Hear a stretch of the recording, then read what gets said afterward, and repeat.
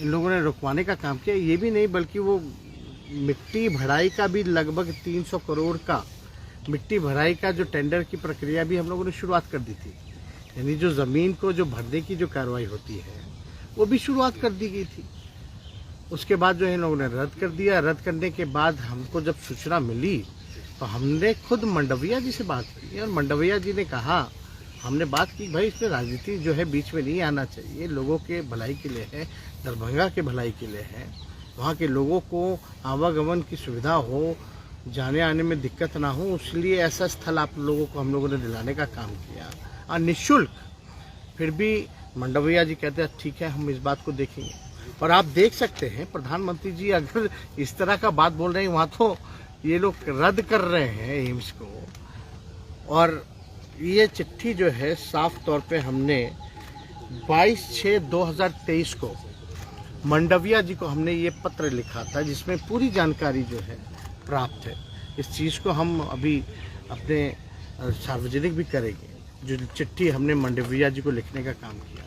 लेकिन इतनी बड़ी झूठ प्रधानमंत्री बोलते हैं कि खुलवा दिया है, तो कम से कम प्रधानमंत्री जी आप सच्चाई से आपका कोई वास्ता नहीं है।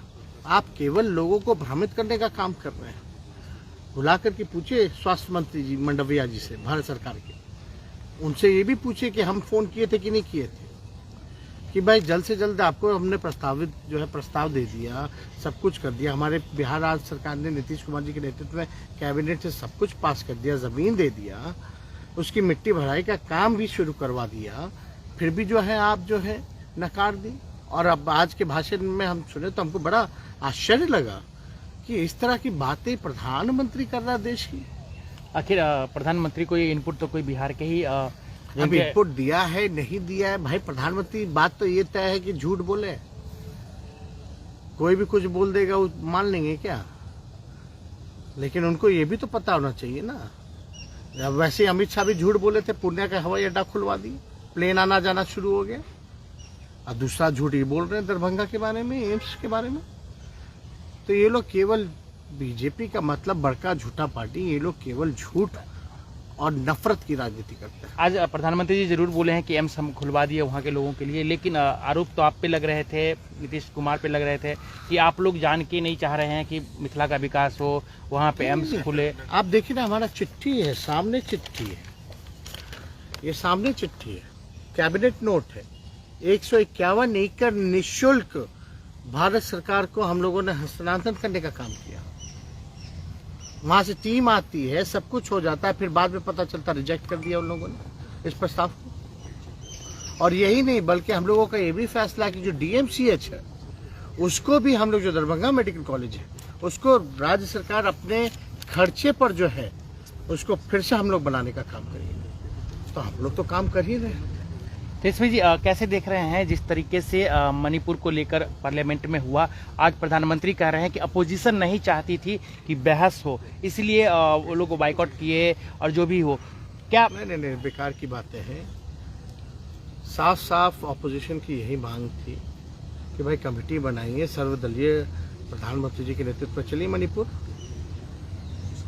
प्रधानमंत्री जी आखिर क्यों नहीं गए? राहुल गांधी जी जा सकते हैं, विपक्ष की टीम जा सकती है, तो प्रधानमंत्री जी क्यों नहीं गए मणिपुर?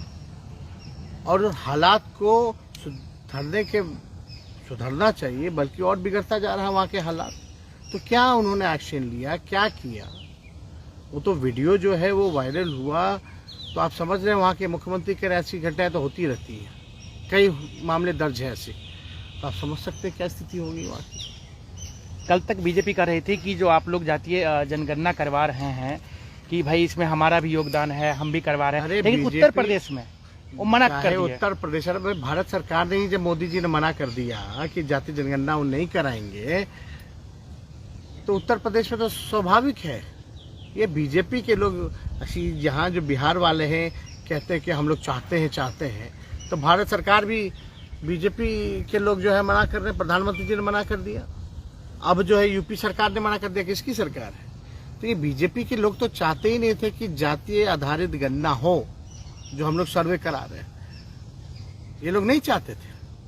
वो तो कोर्ट का निर्णय आया है, तो हम उसका फैसला का स्वागत करते हैं और काम जो है अपना शुरू है। एक अंतिम सवाल, अगर आप लोग का अलायंस INDIA ये जो इंडिया है, जिसको प्रधानमंत्री घमंडिया भी बोलते हैं, क्या अगर ये 2024 में आती है तो क्या आप पूरे देश में इसके लिए कहेंगे, जो भी वहाँ पे PM बनेंगे, कि भैया जातीय जनगणना जो है पूरे देश में कराया जाए? नहीं, होना ही चाहिए। और आपको ये भी पता होना चाहिए, जो पिछली बैठक हमारी बैंगलोर में जो हुई, जो हम लोगों ने बाकायदा जो रिटन स्टेटमेंट हम लोगों ने जो सार्वजनिक किया, उसमें जो बैंगलोर में जो बैठक हुई इंडिया की, उसमें भी बताया हुआ, जॉइंट स्टेटमेंट में भी बात रखा गया कि कास्ट सेंसस जो है होनी चाहिए। एक अंतिम सवाल और है सर कि जिस तरीके से सदन में हमने देखा कि आपके परिवार को बिहार का नाम लिया गया, कहीं ना कहीं टारगेट किया गया। आपने बिहार को तो टारगेट किया ही जाएगा, तो बोला ही जाएगा, और हर तरीके से कोशिश ये लोग करेंगे अपने जो इनके संवैधानिक